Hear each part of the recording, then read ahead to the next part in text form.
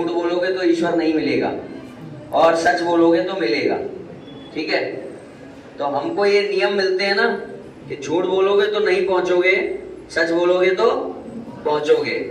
इसी प्रकार से मर्यादा को मानोगे तो पहुंच जाओगे, नहीं मानोगे तो नहीं पहुंचोगे। तो ये धर्म हमको कैसे मिला? क्योंकि हमको ईश्वर तक पहुंचना है।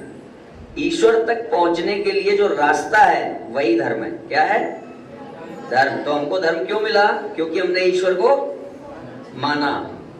अब होता यह है कि जिन लोगों के अंदर धर्म को ना मानने की भावना ज्यादा होती है वो लोग ईश्वर को नकारते हैं।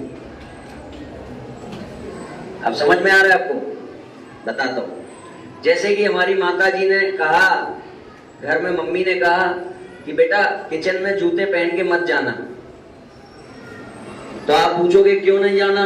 वो कई तरह के सवाल देगी, फिर आपको ये भी कह देगी भगवान ने कहा है। तो आपको अगर ये लग रहा है कि मुझे चप्पल उतारने में कष्ट है तो आप वहां बोल दोगे मैं नहीं मानता भगवान को। समझ रहे हैं?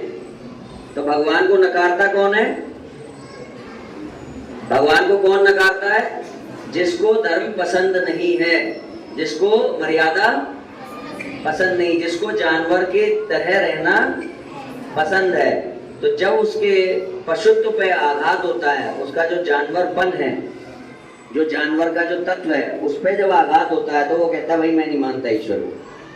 तो यही बस दुनिया में दो तरह की एक तरीके से कह लिया जाए कि मतभेद, यही दुनिया में दो तरह के मतभेद हैं। एक वर्ग है जो आपको कहता है मर्यादित हो जाओ, सीमित हो जाओ, इंसानों की तरह बिहेव करो, मर्यादा में रहो जिससे कि तुमको अच्छा सुख मिले। दूसरा कहता है नहीं नहीं, सारे नियम तोड़ो और जो है कुछ भी करो, जानवरों की तरह रहना शुरू करो, कोई नियम नहीं, कोई मर्यादा नहीं। तो दूसरा वर्ग ऐसे कहता है।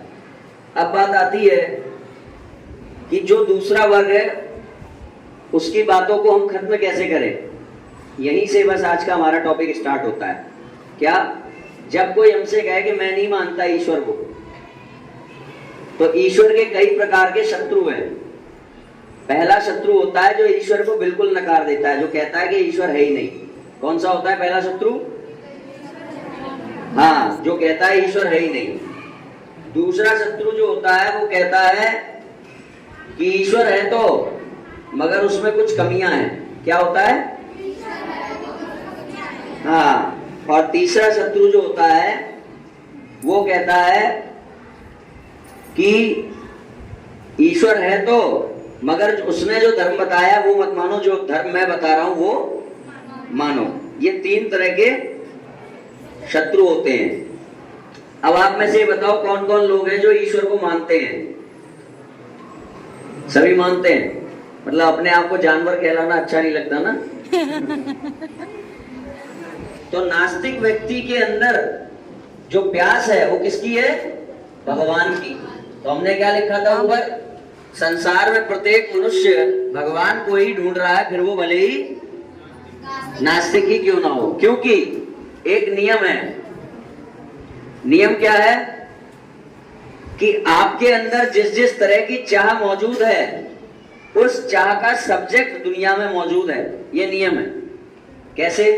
हमारे अंदर भूख है तो दुनिया में खाना है, हमारे अंदर प्यास है तो दुनिया में, हमारे पास सुनने की क्षमता तो दुनिया में आवाज है, हमारे पास देखने की क्षमता तो दुनिया में दृश्य है।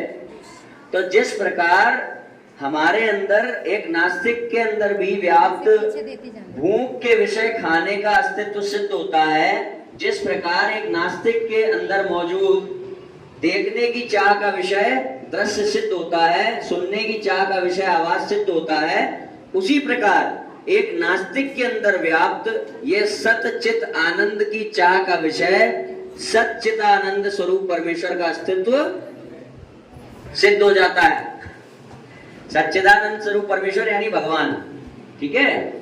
तो यानी कि अगर कोई नास्तिक कभी मरना नहीं चाहता है तो वो नास्तिक नहीं है। अगर कोई नास्तिक सब कुछ जान लेना चाहता है तो वो नास्तिक नहीं है। अगर कोई नास्तिक अगर सदा सुखी रहना चाहता है तो वो नास्तिक नहीं है। तो नास्तिक के अंदर की चीजों से हम ये प्रूव कर सकते हैं कि तुम नास्तिक नहीं हो, तुम भगवान को ही खोज रहे हो। क्योंकि तुमने कहा कि इस दुनिया में ऐसा कोई नहीं है जो मौसम को कंट्रोल कर सके, मगर तुम खुद वही बनना चाहते हो।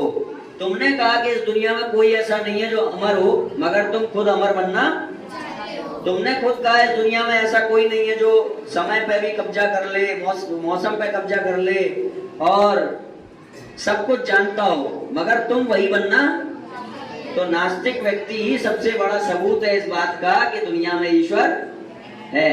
तो आज के बाद आपको अगर कोई नास्तिक मिलेगा आपके धर्म को छीनने के लिए, तो आप उसको समझा पाओगे कि नहीं? समझा दोगे? कितने लोग हैं जो समझा सकते हैं? बोल के पूरा हाथ उठाओ अच्छे से। सब लोग समझा सकते हैं ना?